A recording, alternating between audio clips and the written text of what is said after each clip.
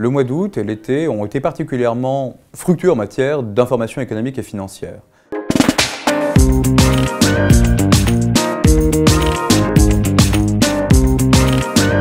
On a eu d'assez bonnes nouvelles sur le front de l'activité, que ce soit aux États-Unis ou en zone euro, avec des chiffres de croissance qui ont positivement surpris en zone euro, particulièrement en France, en Italie, en Espagne, et qui ont déçu en Allemagne en raison effectivement du poids, en tout cas des conséquences de la crise qui oppose l'Ukraine à la Russie.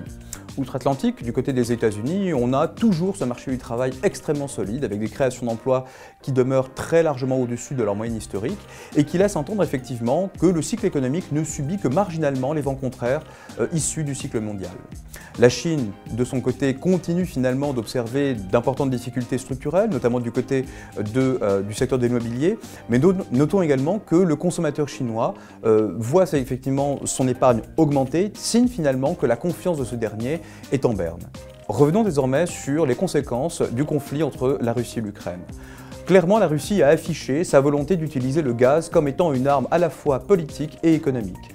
La rupture complète d'approvisionnement en gaz promise par le Kremlin aura des répercussions économiques à la fin de l'année 2022, notamment sur l'Allemagne, mais également sur d'autres pays européens, et notamment sur les prix de l'énergie.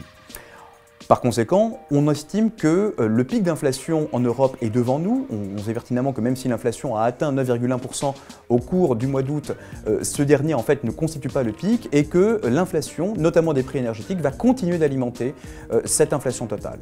La réaction des banques centrales a été extrêmement claire et la position de ces dernières a été clairement exprimée lors du symposium de Jackson Hole à la fin du mois d'août.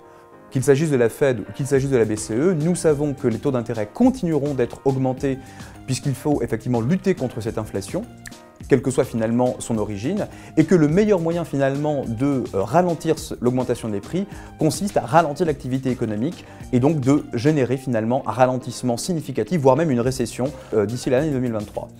La conséquence effectivement de cette augmentation de taux d'intérêt, elle est relativement simple. On va avoir des taux longs qui vont également augmenter et qui vont peser de manière assez significative sur les primes de risque et notamment sur le prix des actifs risqués.